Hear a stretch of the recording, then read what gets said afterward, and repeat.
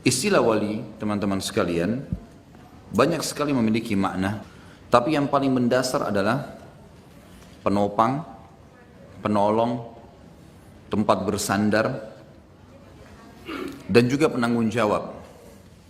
Seperti misal, wanita kalau mau nikah, ada walihnya. Siapa walihnya itu?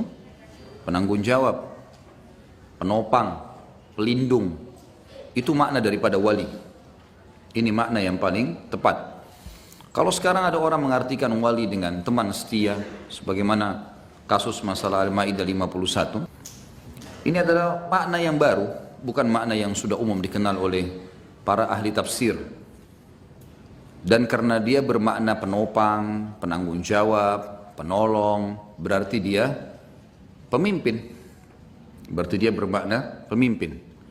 Kalau kita mengatakan waliullah, berarti orang-orang yang menjadikan Allah sebagai penanggung jawabnya, pelindungnya, penopangnya dalam segala kehidupan dia, bergantung kepada Allah subhanahu wa ta'ala. Dan kalau dikatakan wali syaitan, berarti dia menjadikan syaitan sebagai tempat berlindungnya, bergantungnya, dan seterusnya. Jadi ini makna daripada wali. Dan semua ini yang mengikuti jalur Allah subhanahu wa ta'ala dikatakan waliullah. Orang yang patuh pada Allah, jadikan Allah sebagai penopangnya, pelindungnya, semua yang Allah perintahkan dikerjakan, semua yang dilarang dijauhi.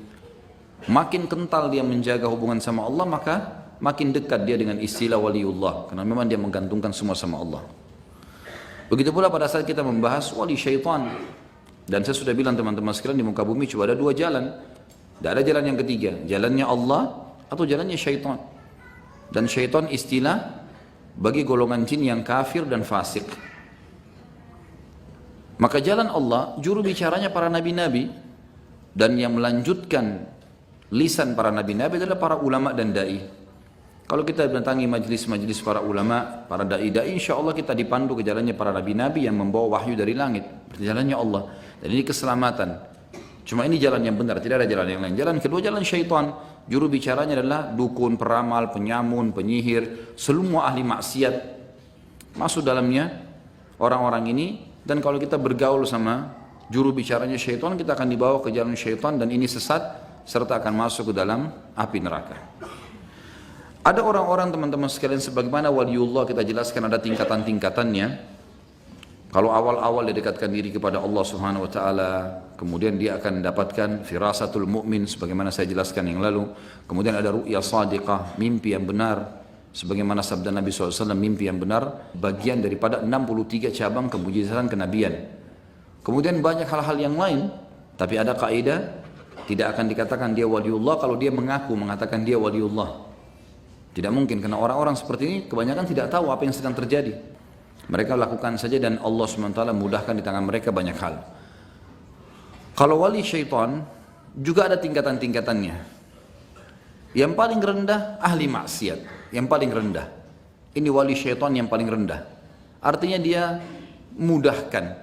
Kapan ada kesempatan zina dia zina, kapan kesempatan bohong dia bohong, kapan kesempatan menipu yang menipu. Satu hari dalam keseharian ada saja celah dia buat dosa dan dia buat amal saleh. Ini namanya wali syaitan. Sama saja karena dia masih membuka celah untuk syaitan masuk kepadanya. Ini tetap masuk wali syaitan karena dia masih mengikuti syaitan. Yang di atasnya lagi, wali syaitan adalah orang-orang yang membuat program maksiat itu untuk manusia. Kalau tadi pelaku maksiat umum saja, dia malas sholat, dia malas ini, wali syaitan. Baik. Wali syaitan di atasnya itu adalah yang menopang dan menyiapkan fasilitas agar manusia sesat, seperti yang buat diskotik, yang buat tempat perzinahan, itu wali syaitan semua. Karena jelas orang ke sana berbuat maksiat berarti bergantung pada syaitan. Enggak mungkin Allah SWT dukung perbuatan-perbuatan maksiat seperti ini.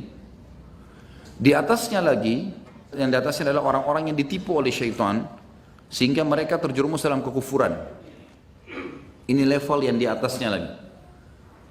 Wali-wali syaitan adalah orang-orang yang dikuasai oleh syaitan dengan kekufuran mereka. Seperti keyakinan orang Nasrani mereka akan masuk ke surga, seperti keyakinan orang-orang Yahudi akan masuk ke dalam surga, padahal mereka diselimuti oleh hiasan oleh syaitan. Mereka pasti masuk neraka. Jelas dalam firman Allah Subhanahu wa taala semua menjelaskan masalah kekafiran mereka.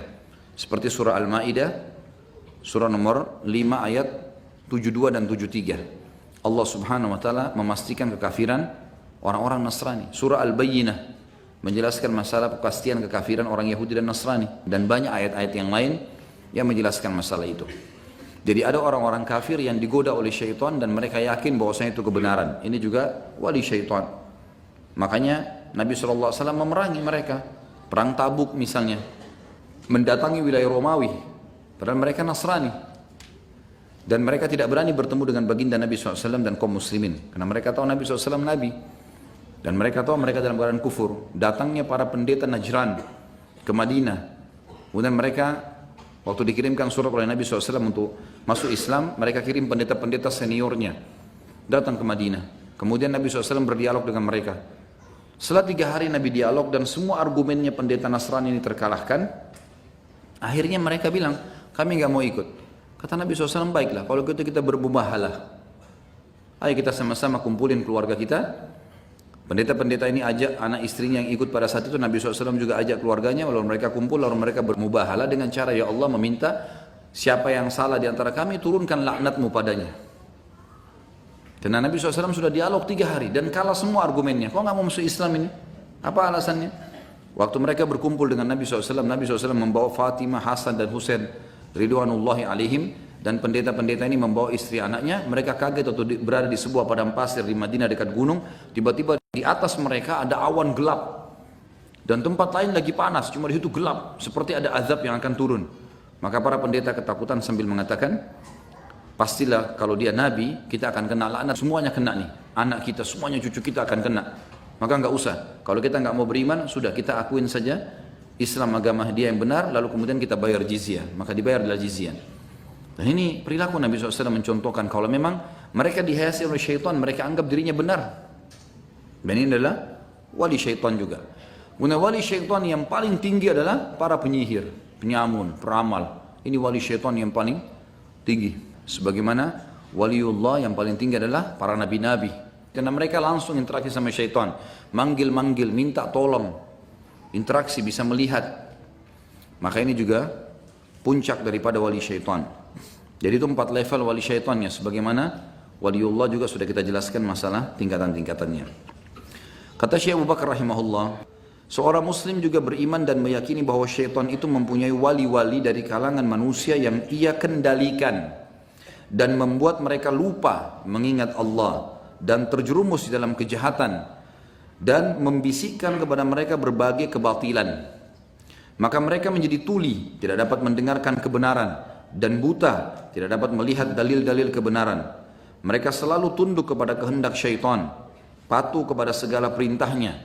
Syaitan menipu mereka dengan keburukan dan membuat mereka senang dengan kerusakan, dengan cara memandang indah kerusakan itu, sehingga memandang yang mungkar menjadi ma'ruf dan yang ma'ruf menjadi mungkar. Dengan demikian mereka menentang, melawan dan memerangi para wali Allah.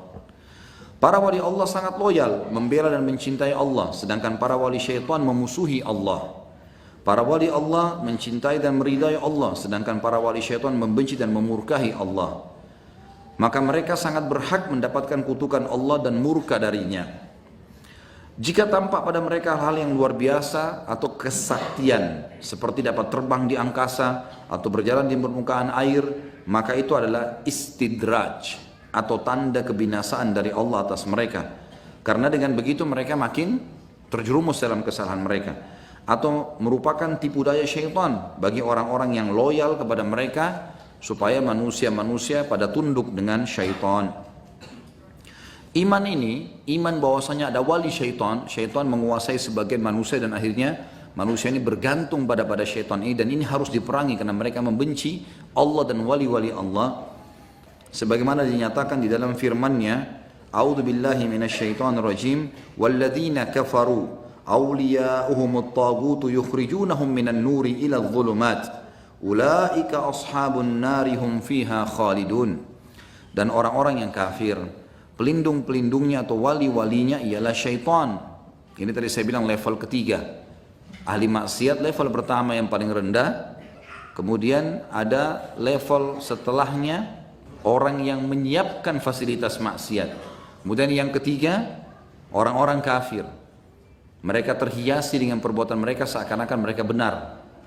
Ini dikatakan oleh Allah dalam Al-Baqarah 257. Dan orang-orang kafir, pelindung-pelindung mereka atau wali-wali mereka adalah syaitan yang mengeluarkan mereka dari cahaya kepada kegelapan atau kekafiran.